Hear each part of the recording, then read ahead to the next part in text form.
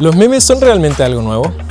Mucho antes de las redes sociales ya existían las caricaturas a personajes políticos, debates públicos u otros temas de interés. En este capítulo de Fuera de Estudio conversamos con Silvina Sosa Bota sobre la representación caricaturesca de Pedro Aguirre Cerda.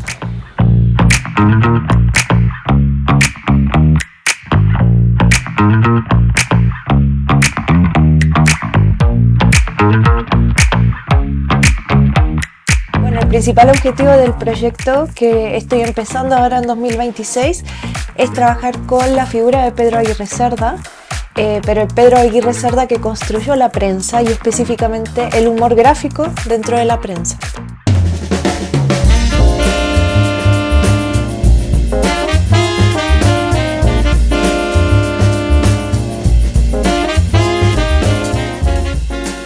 Mi idea es un poco pensar a Pedro Aguirre Cerda desde la perspectiva contemporánea y a partir de la opinión pública. En un primer momento me interesa analizar específicamente su representación en el humor gráfico y luego me gustaría contrastar esa representación con la parte escrita de la prensa o con los periódicos más serios.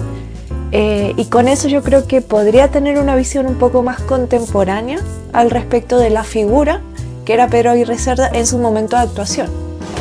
Porque lo que he visto en mi revisión inicial del proyecto, este es un proyecto que recién está empezando, es que la figura de Pedro Aguirre Cerda ha sido un poco monumentalizada, en el sentido de que tenemos esa idea de Pedro Aguirre Cerda, el presidente de todos los chilenos, el presidente pobre, toda esa construcción un poco mítica que se ha hecho en torno a su figura, y no permite verlo en su complejidad muchas veces. Entonces mi objetivo principal es justamente pensarlo desde los ojos de sus contemporáneos, de verlo desde ese lugar. Porque es un presidente con el cual no coexistimos nosotros. Es un presidente que las personas que vieron sus políticas, que la vivieron en carne propia, no están hoy en día, pero aún así es un presidente muy querido.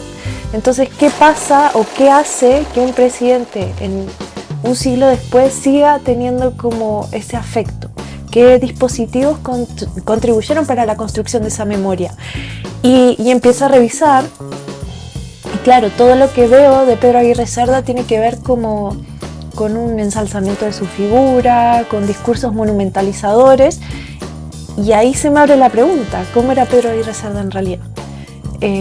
Y ahí es que empezar a pensarlo desde los ojos de los contemporáneos. A mí no me interesa el hombre Pedro Aguirre Cerda, sino la figura en su momento de actuación.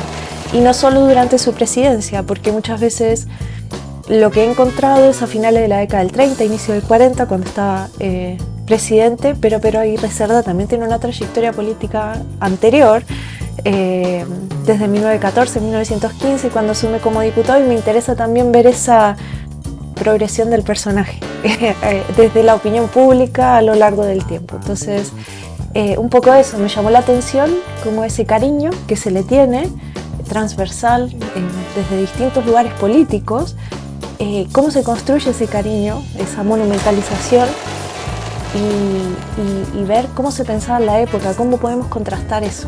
El humor gráfico es el contrapunto al monumento, o sea, el monumento es la construcción que va para la posteridad. El humor gráfico es del momento, es del minuto, y por lo tanto el humor gráfico tiene la capacidad de condensar los sentimientos, emociones, afectos, rechazos también que se tienen en un momento determinado, y que no busca que en 200 años más lo releamos, sino que busca dialogar con sus contemporáneos. Entonces tiene ese golpe de realidad, de contemporáneo, esa mirada muy, muy puntual en el tiempo, y que además condensa una red de significaciones muy propias de una época.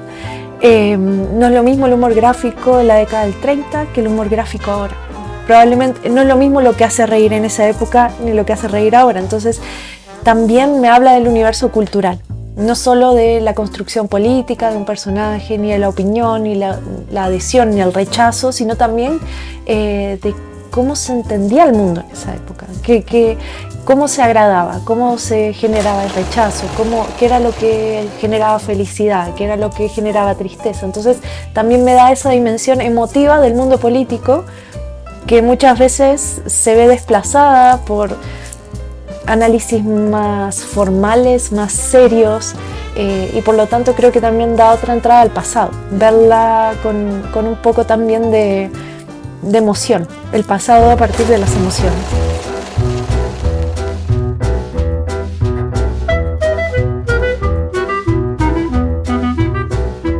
El humor gráfico, al ser una construcción cultural que se da en un momento determinado, en un espacio determinado, no busca dialogar con todo el mundo, busca dialogar con ese entorno. Entonces, sí, dialoga directamente con la cultura inmediata, lo cual no significa que esa no sea compartida con el resto de la región, por ejemplo, porque en otros trabajos sí trabajé sobre esa dimensión más regional, que hay significantes compartidos, que no son solo locales, que a veces pensamos que son solo locales, pero sí nos habla de la cultura, de un momento y de un espacio determinado, y creo que ahí está la riqueza de que el humor gráfico, en este caso, en análisis como este, nos permite incorporar la arista cultural a los análisis políticos también. Contemporáneamente tenemos el fenómeno de los memes, que creo que en espíritu tienen algo similar, aunque la circulación es muy diferente, el formato es muy diferente, porque en el humor gráfico también pesa la materialidad. Esa es una dimensión que se ha estudiado poco, pero que es bien importante, y cuando los contrastamos con los memes, ahí sí salta a la luz la materialidad. A mí me parece que parte de esa crítica gráfica al mundo político ha saltado al mundo digital con otra velocidad de circulación que tiene que ver con este mundo digital, pero con ese mismo espíritu de la lectura condensada de un momento específico y la construcción de eso en un relato visual. Creo que los memes pueden ser como símil contemporáneo de ese humor gráfico, porque sí, hoy en día lo digital ha desplazado el papel, pero no ha desaparecido esa lectura humorística del mundo y esa comunicación también, porque si bien es algo humorístico y es algo que muchas veces genera risa, a veces no deja de ser una crítica seria en muchos casos. Hoy en día hay otros desafíos en ese caso, que es el anonimato, la circulación más rápida que ese tipo de humor, pero creo que hay un espíritu similar, una lectura satírica del mundo, una lectura crítica e irreverente del mundo que ayuda también contribuye a esa crítica al poder también, desde otro lugar. Bueno, este proyecto tiene como base el análisis hemerográfico de fuentes hemerográficas. Por lo tanto, el primer paso es ir a la Biblioteca Nacional, revisar periódicos bajo ciertos criterios, ¿no? El primer criterio de selección son periódicos que hayan circulado, los periodos de actuación pública de Pedro Aguirre Cerda entre 1914 y su año de fallecimiento, que cuenten con la condición, con el requisito de tener humor gráfico de forma regular en sus páginas. Entonces va a haber periódicos como Topace, que lo van a tener en todas las páginas, y va a haber periódicos como El Mercurio, por ejemplo, que lo va a tener en una sola sección. Entonces mi criterio es que lo tengan de forma regular, que lo incorporen dentro de su proyecto, y yo voy haciendo esa revisión, levantando esas fuentes, haciendo el análisis, y posteriormente en un segundo momento me gustaría revisarlo con otro tipo de discurso escrito. Pero el primer paso es la revisión hemerográfica de periódicos de entre ese periodo que cumplan con el requisito de contar con humor gráfico de manera regular entre sus páginas. Hay un libro que para mí me ayudó a pensar este proyecto, que se llama Carne de Estatua, de Jorge Montalegre. Ese libro es al respecto de la figura de Salvador Allende en la caricatura chilena, y también muestra cómo esos embates, a veces tendemos a canonizar esas figuras, y justamente la caricatura nos ayuda a ver otras dimensiones. Y hay un libro reciente que también me ayudó a escribir el proyecto, que es de Manuel Gárate, no recuerdo el nombre exacto, pero es sobre la caricatura de Pinochet fuera de Chile. Entonces hay una un creciente interés en ver cómo se construyen las figuras públicas a partir de las representaciones. Esos dos libros me parece que condensan bastante es el mismo espíritu que también quiero mi proyecto. O sea, no lo estoy copiando, pero sí fueron dos libros que para mí fueron inspiradores para pensar en este trabajo. Quiero mostrar, como resultado de mi trabajo, me gustaría mostrar un nuevo relato de Pedro Aguirre Cerda desde los ojos de los contemporáneos, no de lo que hoy pensamos al respecto de él, independientemente de que me guste o no me guste, me gustaría poder ofrecer eso como resultado, una construcción historiográfica desmonumentalizada del mismo a partir de lo que sus propios contemporáneos pensaban de su actuación política, porque ni siquiera de su personalidad al respecto de eso.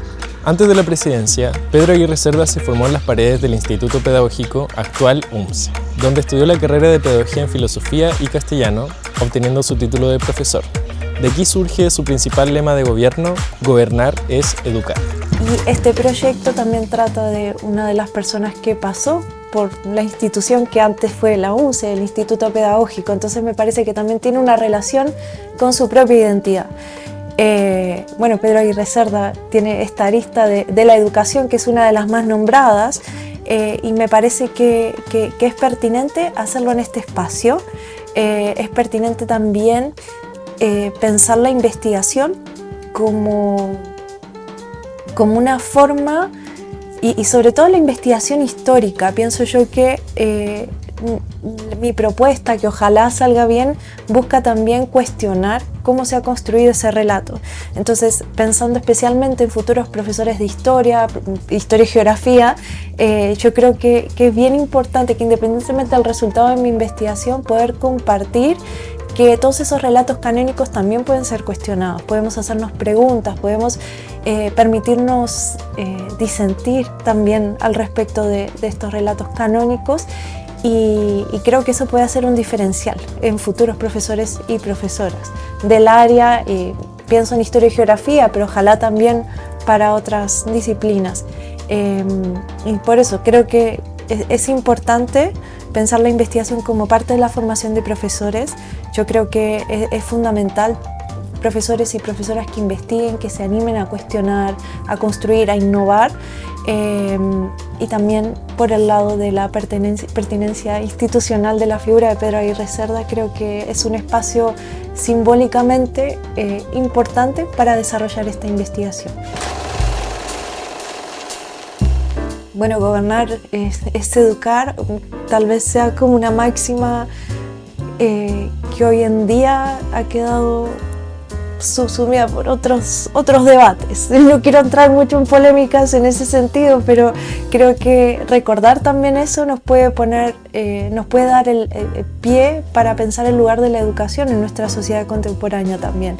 Y creo que traer estas discusiones ojalá pueda contribuir a eso, y sobre todo en un momento de que ya estamos a puertas de cumplir el centenario del primer gobierno del Frente Popular y de Pedro Aguirre Cerda. Entonces, ojalá también traiga todas esas preocupaciones, este momento de celebración, de conmemoración, también pueda traer este espíritu de la máxima gobernar es educar, y poder pensar la educación para lo que necesitamos hoy en día.